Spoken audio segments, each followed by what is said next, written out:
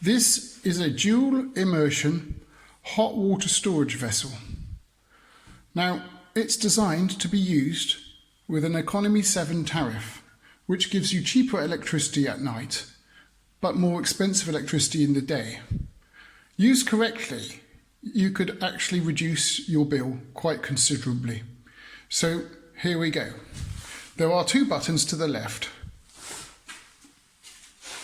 One marked on peak and one marked off peak.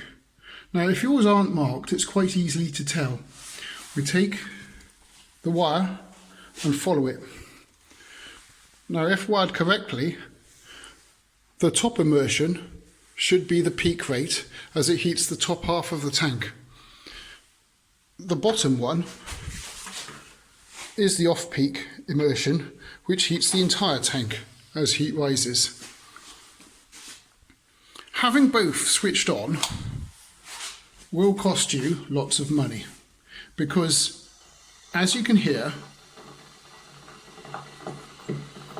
the hot water is being made at the moment during the peak time. The water will then heat the whole tank up, starting with the top half of the tank.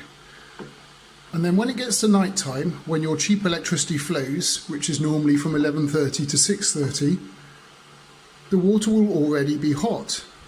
So there will be no work left to do for your off-peak electricity. So then you'll be spending about double on your hot water. So the correct way of using it is to have this switch turned off, which is the top immersion, and leave the off-peak switch turned on.